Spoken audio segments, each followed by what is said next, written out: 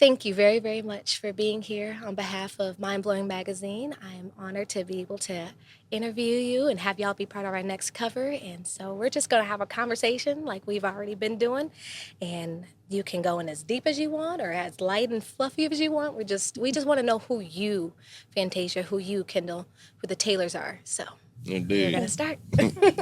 So tell me about yourselves individually and collectively. Who are you?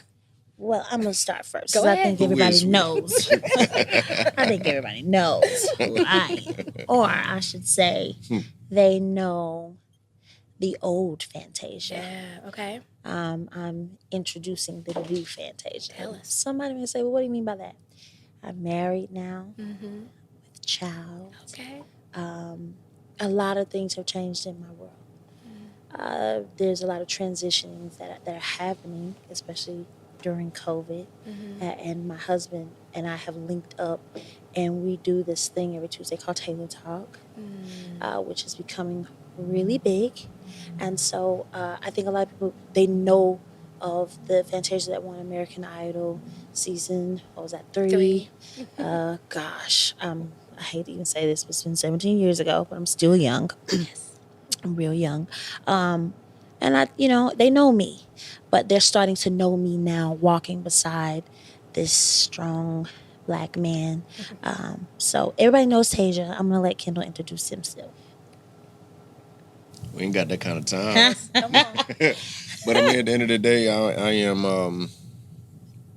am the epitome of all black men. You know what I mean? And then a unique core group of black men. You know, the typical didn't have a father, made some incredible wrong decisions, got caught up in the underworld. You know, because you had the streets, Yeah. and then you had the underworld. It's two different things.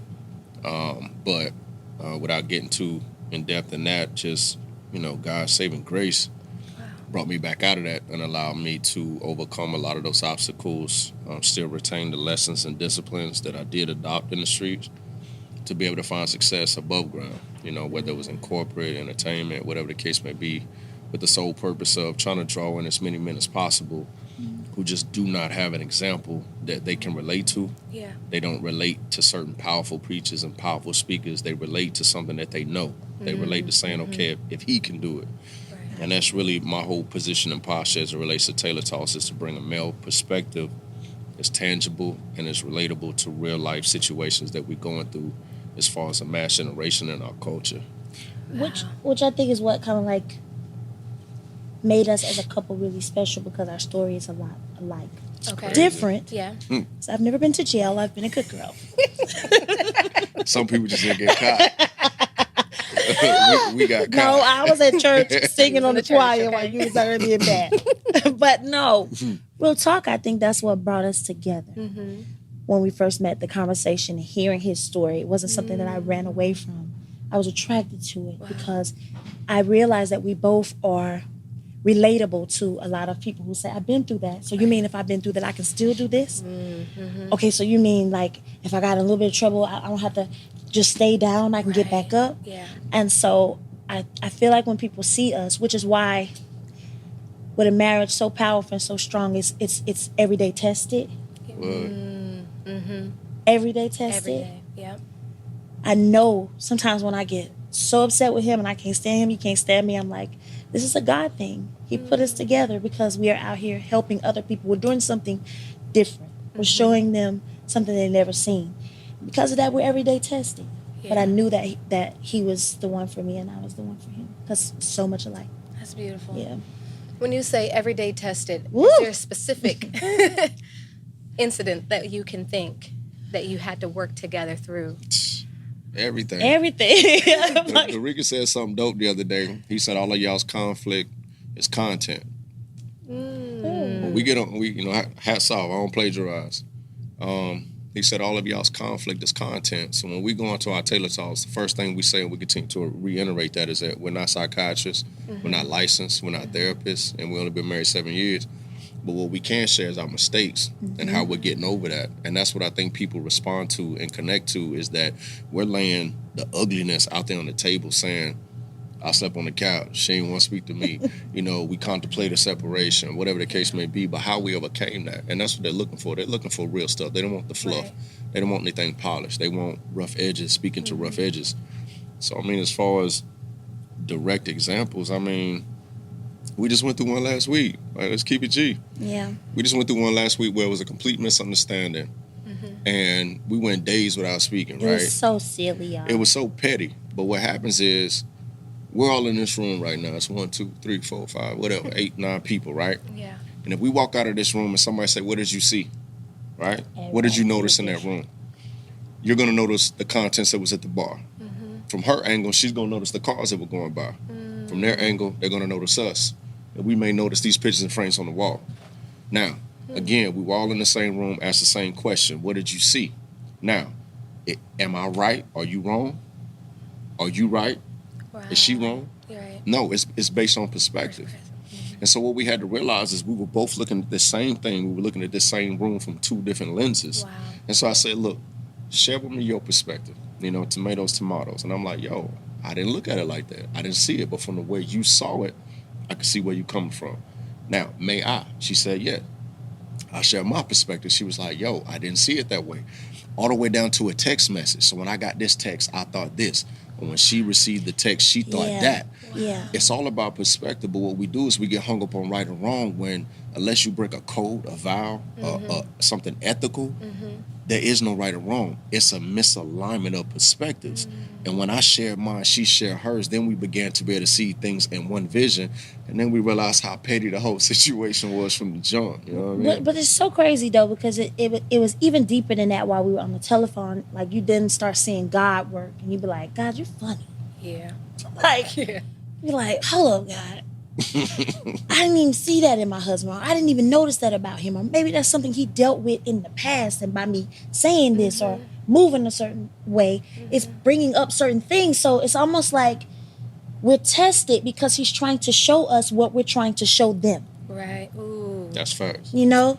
Yeah. And sometimes you be like, God, this is unfair. Right. I don't want it. He's like, but you have no other choice when you've been called to do something. Yeah. You have to go through storms in order to like give testimonies. Right. And so I remember telling Derikas, all my friends, I'm like, man, this ain't fair. And while we were going through our little petty thing, I got a phone call from one of my family members. And she was really going through something deep, way deeper than what we were going through. But she started reminding me, and this is another God thing, she started reminding me of Taylor Talks. She didn't know anything about me and him not speaking. So I'm sitting on the phone, and I'm just like, okay, God, I see you. She's quoting and saying certain things that we have said on Taylor Talks. And I said to her, I said, well, we're still tested. She said, indeed you are, because you're helping people like me. And I was just like, dog, this is my little cousin. And I got off the phone, and I was like, okay, God, okay, I see exactly what this is. We're on a mission, and you've set us both apart. You brought us together with a story that some people may run from. Yeah.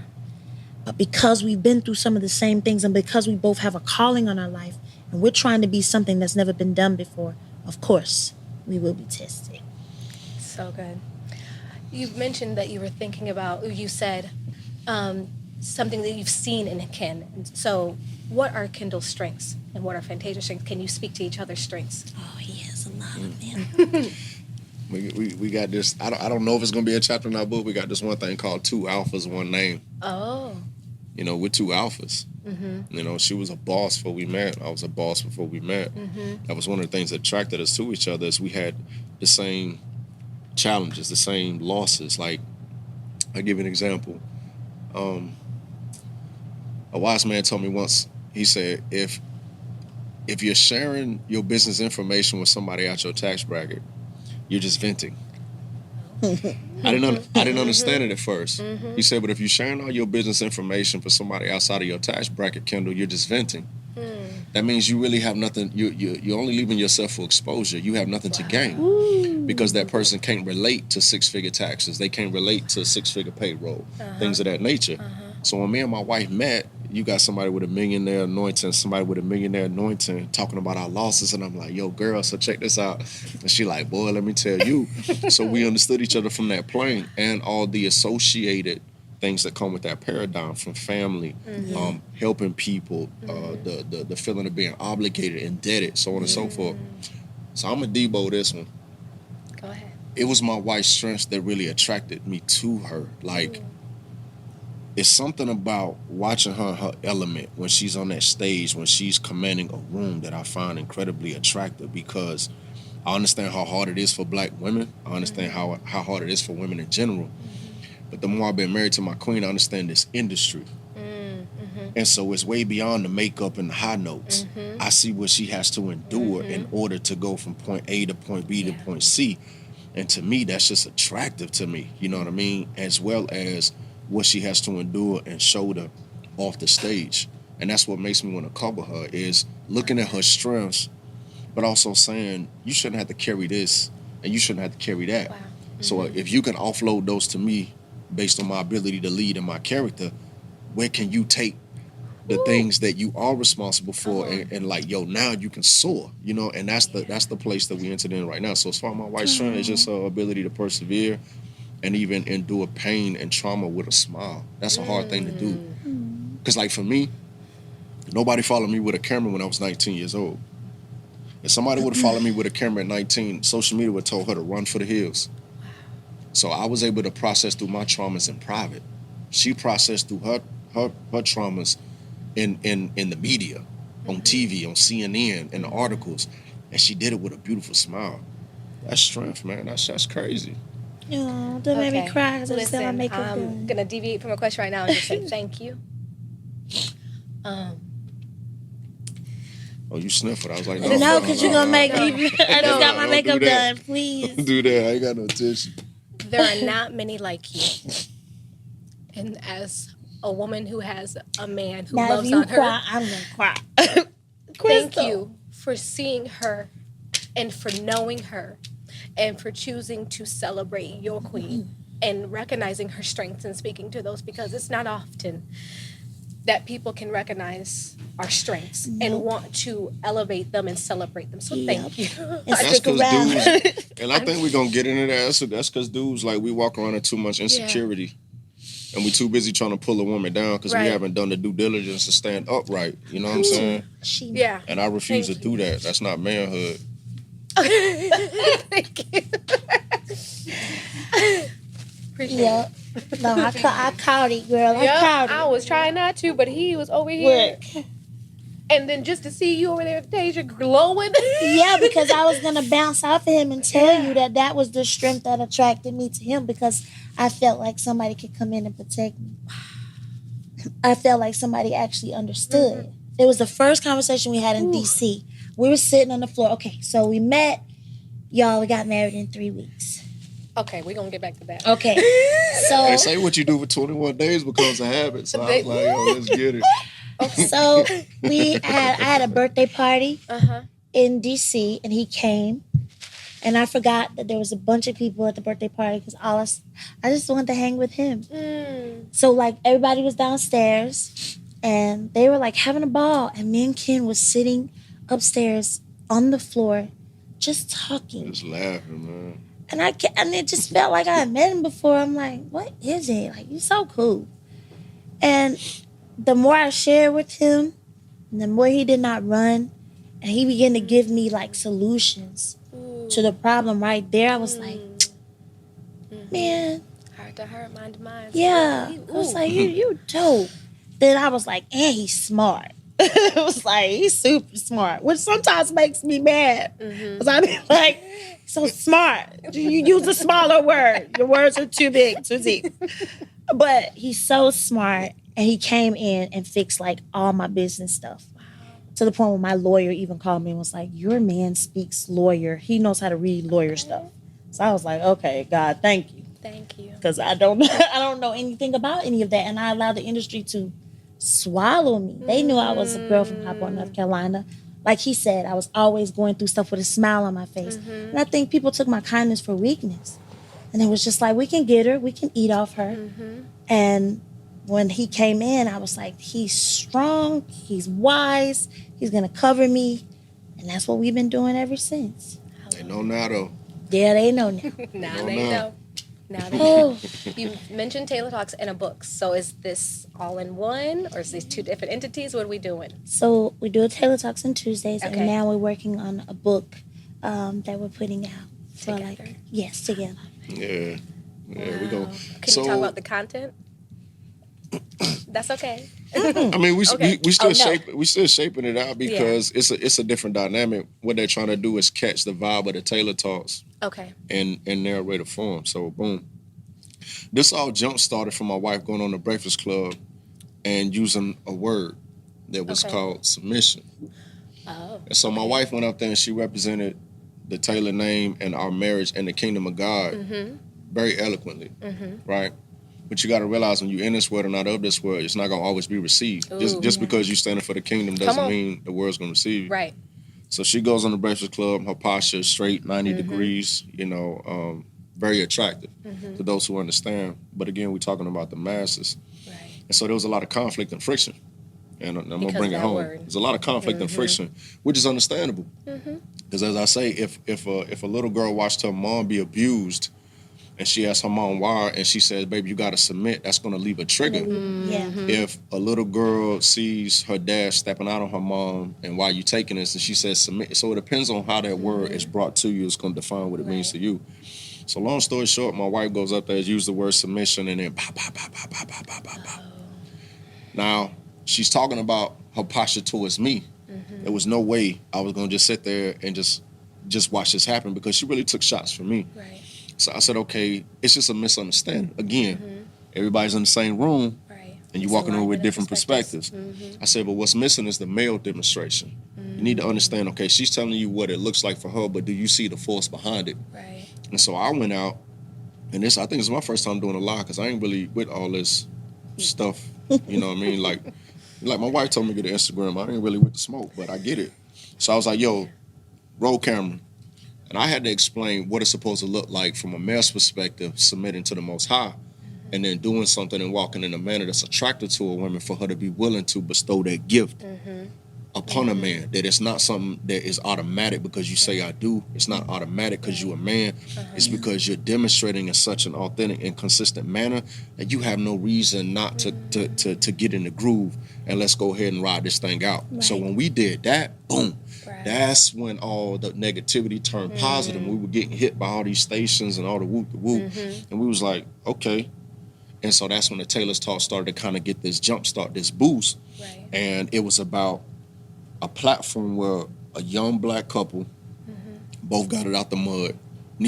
I didn't graduate high school. I think you went back and I went handled back it. and got it. I ain't got no diploma. Okay. You know what I'm saying?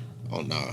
Look at God. But so smart. It's like, Look at God. I'm telling you, like, so smart, self-educated. All he does is read. And I was surprised when he told me a story. Borderline, I thought he was lying. I was like, I don't know if you're trying to make me Impress look you. at you like you hot or what, or you cool, but I This is like the you. truth. You don't have. His mother came in and was like, nope, this, and I'm like, God, it's totally different. God came in and just cleaned them all up because that's not the man. I just couldn't see it, but he has the story. My mama told me to get my GED. I was like, for what? Because she wanted me to move out of Gastonia because all my homeboys getting killed. I'm Okay. getting arrested every other month. You know what I mean? She was like, go get your GED. I'm like, for what? It's going to help you out. I said, all right. So I went and got my GED in like 2 days. And I gave it to my mama. I was like, here you go. I don't even know where that GED is at to this day. But the irony is, like, in all my business circles, I've been asked, where did you go to college twice? Think about that. They asked me, where did you go? Not had you gone. But where? And that's another thing I'm trying to show brothers. It's like no matter where you've been, no matter what you've been through, you have the tool of the internet, Yeah. and it can put you in a position where you can gain whatever level of wisdom you want if you're willing to make the sacrifice. Now you can play Call of Duty all day. You can sit and watch porn. Right. That's your decision. Right. Or you could take that same device and you can help it recalibrate your mindset and put you in a position where you can have a more competitive advantage. It's up to you. Me, like that day my wife called me, she said, what you doing? So I'm in the office doing, she said, you just can't help it, You can can't you? help And it's working. like, nah, Can't man. help. He said he had $1 million ministry. I heard him when he And said girl, that. he told me, and that's why I said, I'm yours, and you are mine. And that's why we linked up. And Yeah, that's why I you go used the hard. word submission on the Breakfast Club. And I also said that Yeah. the woman is the neck and the man is the head, and Come the on. head can't move without the neck. Can't. Facts. So we do this thing together. Understand? I met somebody that I felt I could submit to, and submit ain't him telling me what to do because I can't be told what to do. I'm a Big strong woman. facts. Big facts. That's right. But I don't see. I'm I not don't see looking for- everything. Right. It's not about that. And all the women went so crazy. But remind you, when I got home, I didn't know about any of that because I don't care about any of that. I've been doing this for 17 long years. I don't really care anymore. Most of you in the room know, like, I've been talked about. I have thick skin. I know God got me. So I don't get caught up in all of that stuff. I said what I said, and I meant what I said. That part. And it helped the ones who are in the place that I'm in spiritually. And that was all I was going for. So some of the girls who did have a problem, I had some girls walk up to me and was like, I didn't understand what you were saying, but now I think I get it. And I want to have this, and I want to have that. And I'm like, get in your word. Get in the word. Get in your word and get off of social media. That part. Stop doing things that's trending. Know Find- God, know your word. Come on, you know. You better find a Because man then that's in that's his your word filter. too. And find a man that's in his word. Better find a man that's in Find a his man. word. Like you get sucker punched because you go to church. Right. You can go to church and play downstairs. You understand what I'm saying? Right. You need to find a man who's truly submitted. Like don't Hard after don't God. avoid the Right. signs when you see him. You'll know if he's truly sold out to the That's Most High. true. And I think too, I want to show young girls. Like I have a daughter. Whew, Jesus, she's 19. She'll be 20 soon. And one on the way. And Oh, a daughter yes. on the way. And all the other young girls out here, I want to show them that you can still be cool, be fly, Yeah. have fun, and love God. And love God. And love And not God. compromise and not have to sell yourself short or sell yourself or be what anybody else thinks you should be. Yes. Yes. Nah, I'm rocking with Jesus. Pretty much. Pretty much. That is my scope. That is my lens. I love that. Compromise is a seed that kills destiny, though. Ooh, say that again. You know what I mean? They got this thing called a critical point analysis, right? And mostly talk about it with ships. And if a ship sets out on their destination and it's off 1 degree, Yeah. 1 degree, it'll end up 100 miles off course. And that's what compromise is. It's like just this one time, just this one night, just this one moment. Wow. But if you look, that critical point analysis, it'll have you 100 miles off course. And that's why I say compromise is a seed that kills destiny. You don't know what I like that. that one thing can have you pregnant. That one thing can have you with a disease. That one thing can have you out in a publicity in a negative manner. Right. So I don't play no games. I don't compromise. When did you know? When did you know that Jesus was the answer? Like, what was your come-to moment? Her or me? Her. Either or. I knew from the beginning. I loved God since I was a little girl. Like, I just knew. When did you realize that you couldn't compromise? Probably.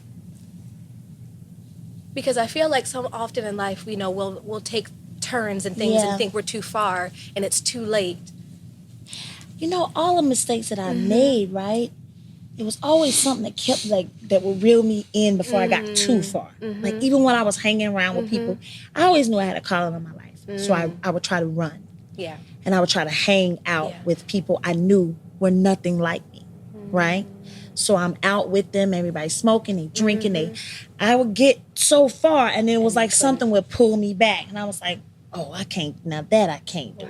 Or now that I can't touch. Like, he just wouldn't let me do it. Then I go to Idol, and I start seeing real stuff, like Hollywood stuff. Like, and I'm like, oh, that ain't for me. Like, he gave me a gift, and he didn't say I had to do this, that, and the third to make it. So it was just always something in me that would pull me back, that would not let me get too far. But I would try my best to run from the calling and to fit in. But he just would never let me get but so far. It's the same like with the story, like my husband's been shot, almost killed. And he would always tell me, like, but I know God was there. I know, like, I should have been locked up with this person, that person, but he would never let him or me get but so far. He let us be around it, kind of see, you know, but I couldn't get but so far. It didn't work that way for me. Oh, God. Okay. It just Message. didn't. Like I think my wife. No, I believe my wife was able to experience her gift and have many means to facilitate that gift at such a young age that she had something to express her genius and something to Oh, wow. to nurture that. But a lot of men have potential, and I got this thing I say potential is just could be juice that haven't been squeezed, right? We all got Yeah. potential, right? Yeah. So I had potential, but I didn't know what it was. I had no father to have no identity. And it wasn't sports, it wasn't these other things. I knew I had some level of genius. Like I wasn't into video games. I like chess, I like reading, right? But you don't say that in the hood, you do what the hood do. So, you know, you're getting shot, you're getting kidnapped, you're getting arrested, you're getting felony after felony, you're going to jail, you know, and you like, I know there's more, but I don't. Nipsey said it best. He said he know he's genius, but he has no way to express it, right? And so it was this last time I got locked up in '07, and I got locked up out of state. So when you get locked up out of state, you can't bail out. I had the Okay. money, but I couldn't bail out. Okay. You have to have real estate in that state. Somebody has to put up a house to let you out. Okay. So I'm used to getting locked up making bond. You know, Jesus. you know. So you had to Jesus. be still. You be My selling God. drugs, you need to have bond money. What you Jesus. doing out here? Yeah. So I'm sitting there and I'm sober. You know, I ain't popping pills. I'm not drinking. I'm not masking all of this. And I was sitting in the park one day and I'm just looking around. And I'm like, I'm not better than these brothers, but I'm smarter than everybody in this room. I don't belong here. I don't belong here. And I was like, I don't know what I'm supposed to do, but I know it ain't this. So that's what it was for me. It was being at rock bottom, losing everything, facing so much time, and realizing that I don't know what forward looks like, but I know backwards ain't it. I'm not gonna keep moonwalking. And it was when I just made the decision not to go back, having no clarity of what was forward, that God began to do some things that were just amazing. You know what I'm saying? And like, this story is way too long to tell, but I say it like this. I got out of jail and I'm 28 years old and I had to go sleep on the floor in the house I helped my mama get. And I took a part-time job making $7.15 an hour. I got child support, I got my son. If I wanted to go get Trey, I had to ask my mama to borrow her car. It was humbling. Like I say, God don't interior decorate. He gonna tear it down and rebuild. You know what I mean? And I ended up getting a job in a warehouse, sweeping floors, taking out trash, man, doing things that looked like it was beneath me, but it was reshaping my character because the streets had me being real egotistical and prideful, like self-righteous. And again, he's not an interior decorator. So sweeping those floors was teaching me how to be humble, take pride, order, da da da da da da da. But I came in sweeping floors, and then 3 years later, I owned 49% of that company. Come on, Jesus. So he showed me a way to do it, you know what I mean? But unlike my wife, in the early age, like a lot of these men, we don't know what our gifts are. We don't know what our talents are. So he showed me when I went into logistics, moving packages is moving packages. So if I can move packages in the streets, I can move packages in trucking. And that's what I did. I came in and they thought it was so innovative and state-of-the-art ideas. I'm like, nah, this is how you duck the feds. This is throw it to a runner.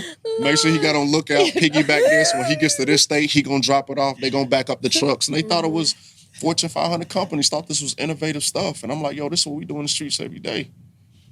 So what I needed was right there in my hands. I just didn't know it What's yet. in your hand, Yeah. Moses? Yeah, I just didn't know it yet. Wow. So you see, these were the stories he would tell me, and I would just be like, no way. And then you said in 3 weeks, though. Oh yeah, we got married quick. I'm yours, and you We are went on mine. about 3 days? Hickory Tavern. Yeah. I came to DC. That was our first date. We might Yeah. have had one more date. One more date, We and said, then let's go get married. let's go get married. When you And knew we've That been was 7 together. years That ago. was 7 years ago.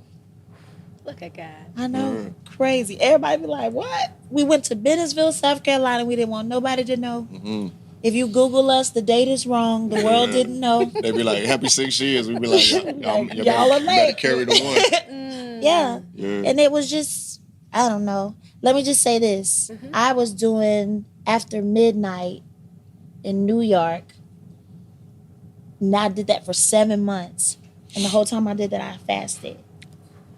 And I just took that time. I married myself. I know it sounds crazy, but I put a ring on my own finger because I had been in a lot of bad relationships. And I knew that it was time for something different. And I had to realize some things about myself. And I didn't love myself. I was never in love with myself. Yeah. I was always jumping in and out of relationships, loving people better than I was loving me. Yeah. So therefore I was dealing with like a whole bunch of bad extra stuff, generational stuff. I'm looking Yes. for stuff that I've seen in my past. And I'm like, this ain't it. Mm-hmm. Come on. Somebody's got to break this. Right. Break this curse. Okay. Uh-huh. So for 7 months, I would put like little things on my wall. I was watching nothing but sermons, reading, playing jazz music, things that was good for my spirit. Like the cast would try to get me to go out. I was like, nah, I'm good. I'm going home. You know, because I needed to do something different.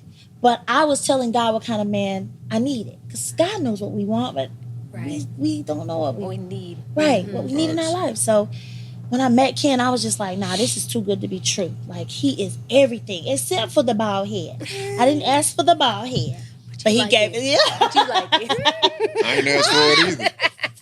I was just like, God, wait a minute. Everything about him, like how we having conversations. His conversation was just so good. I had never had anybody to conversate with me in such a way where I was intrigued. I'm like, who is this guy? So I just knew off the gate, like, who is this man? He's my husband. He's the one. Got And here we married. are, pregnant and all, girl. Ooh, married. look at him. God is so good. Oh. Question for you. What's your favorite scripture? It's on my page. Psalms 37. 91 on your page. No, 97. You sure 37, about 97. Go that? ahead. You you sure about can that? Yeah, I gotta look. Because let me tell you something. That's something we talk about on Taylor Talk too. I grew up in the church since I was 5 years old. But I never, Well, you must take it down. COVID is Come what on. got me into my scriptures. Okay, If we want to go deep. let's go. We went to church every Sunday, Monday, Tuesday, Wednesday, Thursday. But we were singing. We got the word from the pastor. Right. And But we left. you intentionally got in the word for yourself during COVID. Yes. And that came from meeting this man. Like he reads his word all the time. All the time.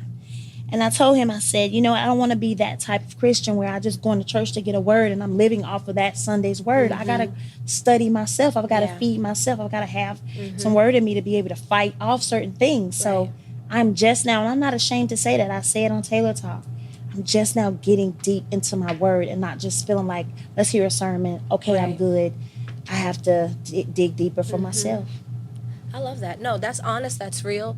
And I really believe that our readers and our listeners are going to be encouraged by your authenticity here, because so often we think that people of a certain status have it all together and they know all the Yeah. things and they come off a certain way.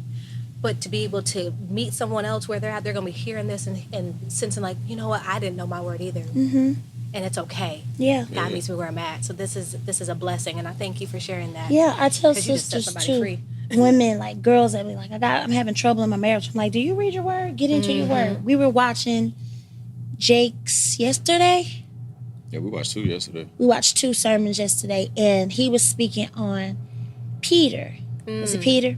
And because I've been in my word, I was telling Ken, I was like, that's when such and such and such. He was Come on like, okay, now. babe. I was like, Look at okay. you. I got excited though. Right. It came alive. Yeah. Because you took the time to study it. Just Yeah. self-approved. So As I was I telling you love it. about Job. That's how I got my baby's name. Like that. Love the book of Job. So I'm excited and I'm proud of myself for digging deeper.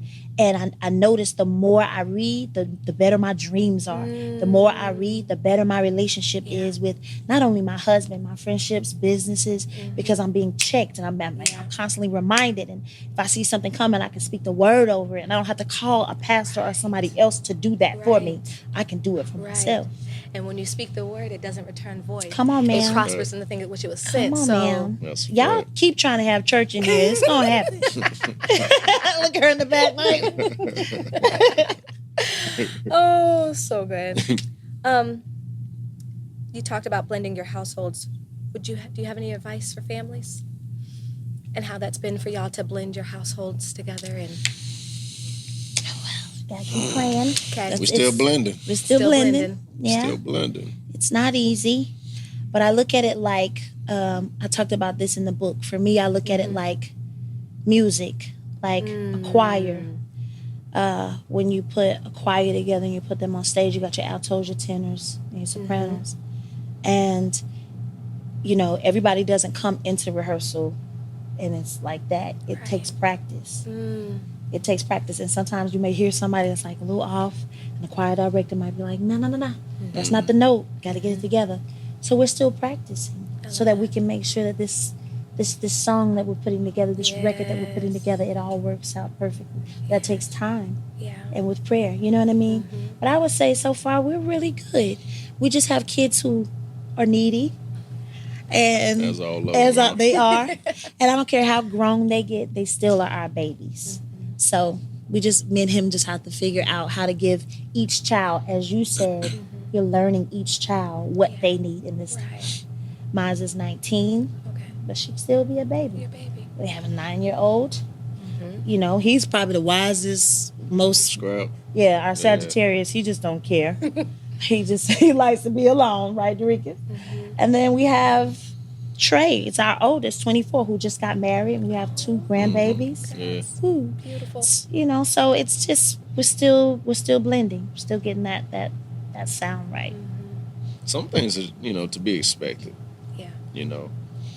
And as parents, we do have a small selfish bone where we want that love so much, and we want that relationship. Sometimes we can go into it kind of thug mentality, like get down and lay down. You know what I mean? I do. Because we're like, as long as this works, everything's gonna work out. It can be selfish because what we Right. don't think about is the pie. Okay. So Teach us. imagine, we all at the table and we got a pie. It's 4 people at the table. And every time you add a person, the slice gets smaller. Now that slice is quality time. That slice is attention. That slice is inheritance. And we don't think about that sometimes. In our mindset, being in love, sometimes it's like, well, as long as everybody got something to eat. But again, we all in the room, we all at the table, and we walk away with a different experience. So the advice would be to really think about it, have the conversations, be open-minded, let that voice be heard. Yeah. You know what I'm saying? We got married so quick, nobody got a voice. You know what I mean? It was get down or lay down. But looking back at it, seeing some of the challenges that we've had to overcome and are just overcoming is because we didn't really pay attention to the pie and what that meant. When my wife got married, I have to get some of that attention. So that's less than maybe what Zion was used to, Dallas was used to. When we got married, my son was used to having, him and the grand boys meet at a certain, percentage. That changes. I got to allocate some to my wife and to Dallas and Zion. So just be mindful of the pie. Yeah. And understand that, that's something that needs to be addressed. It doesn't just work itself out. And it's worth having a conversation up front, because I think when people are allowed to have a voice and feel like they're a part of the decision, it removes some of the selfishness that can activate just from our natural instincts of being used to what we have and entitlement and all that kind of stuff. So, But I will say to the readers too, like if the parents, because sometimes you get scared. Yeah. They get scared and they're like, I can't get married. I can't move on because what are my children going to think? I will say that you deserve to have that. So you have to just move forward and keep God first. Yeah. And like Ken said, we jumped really, really fast. And I think we did that because we had for so long worried about everybody else. that's what it was. For so long. Putting everybody before us. For so long making sure everybody else were okay that we finally found something that made us happy. Right. So we jumped. Yeah. But you just have to you have to make the jump so that you can be happy, but as well as make the time for each child. No matter how old they get, they're still your babies. Yeah. And they're going to want that time, I love it. That's a Thank you. fact. That's good. That's good. You said we're going to get to know the Tasia now. So does that mean no more music? Or is it different music? Or... Say it with your chest. I can never stop singing because that's what God has placed me on this earth to do. But the music will change. The sound will change. Yeah. It's a time for new sound. It's time for a new sound.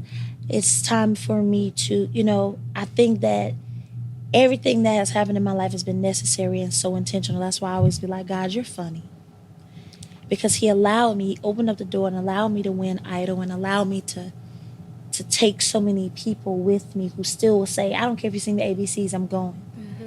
And I would notice, like, at the end of my shows, whenever I went into worship, I would just look around the room and I'd be like, yo, people who didn't stand up the whole time, now the whole room is standing. Everybody's got their hands lifted, drunk and all. And they're like, Right. I lift my hand in total Come praise. on. Yes. So I'm like, you know what, God? I think this is intentional. You allowed me. You opened up doors. You allowed people to fall in love with Tasia, with me. Right. And now it's time for me to take them on another journey, which is into worship. So A that's worship album. yeah, you got it Worship. first. Thank you for that exclusive. Yeah, It's made my it's heart so time. happy. I'm gonna be the first one. It's time. It's Yeah. definitely time, and I'm ready. It's not the same over there, and I don't want to give all my goods to an area that doesn't deserve it. Because I'm going to give it back to God. How neat, because this is such a time where I know people are looking for something. We're so isolated and alone, and they're really looking out for everything that the world has to give. So the fact that you're able to give this offering of worship and be able to bring people to the feet of Jesus in a way that's authentic to who you are, it's just going to be a beautiful thing. And I'm already celebrating the hearts and souls that are going to connect to this project. So thank you for being obedient and recognizing your ministry and your platform. We're grateful and honored that you are confident and you know who you are, and that what you're doing is from the place of affirmation of his love. It's not for his affirmation, that you're able to embody that. So thank you. Thank you. Appreciate you. You keep trying to make me cry. I'm not No, doing it. listen, that's Not been the doing biggest it. the biggest thing I think that this world is looking for is love. Yes. And Oh they look my for it in all God. the wrong places. Oh my God. And if we knew that our Heavenly Father loved us beyond a shadow of a doubt, like it says in Matthew 3, before Jesus did any active ministry, and thank you, KJ, for reminding me of that, the Lord said with a loud, boisterous voice that, "Dearly beloved, this is my son whom I'm well pleased." God didn't do a thing. Jesus didn't do a thing. He didn't do not a nary miracle. But God was pleased with his son. Yeah. And so when Jesus went out and he was in his ministry, he did it from the affirmation, not for the affirmation. Yes. And I think there's something so sweet and powerful to the both of y'all's ministry, that y'all know who you are in him, and it's evident, and that he is your only source. And because of Yes. what you're doing, it's attracting the right heart, and even the hearts that don't even know who God is. But there's something real and genuine about the two of y'all, and then the two of y'all individually. It's because it's evident that his love is a banner over y'all. So I thank you and I appreciate Thank you. No doubt. Yeah, this has been fun. Is there anything you would like to share with our readers or listeners that you have not had the opportunity to share? No, just hang in there, honey. Yeah, I do. go ahead. There was a Please. question you had presented that I think needs to be addressed. Let's do it. Uh-oh. Thank you. You asked the question, you said, Kendall, I did. and I'm paraphrasing, That's fine. but you basically said, Kendall, did you experience any moments of insecurity dealing with the magnitude of your wife's celebrity and her success? Come on. Let's talk Instead of about it. tiptoeing out the back, I need to address this question because there are a lot of successful women who are looking for the simplicity of love. And I'm hoping if there are any male readers who come across this, or any women who share it with men, that this could be fruit for that disconnect. Come on. Okay. Yep. Thank you. Did I experience insecurity with my wife's celebrity? Absolutely. Absolutely. But it's not in the sense that the average person would think. Okay. It wasn't about money. When we first met each other, we were forced because of people that were in position. We had to open up the books. It wasn't about money. Right. She was making M's, I was making M's. It wasn't about that. The insecurity I experienced was I didn't know where I fit in. Oh. See, I come from corporate. 10 and 2. You know what I'm saying? Navy blue suit, gray suit. You know what I'm saying? Her life was abstract. It was colorful. It was straight up. It was obtuse. Yeah. It was consistent. It was erratic.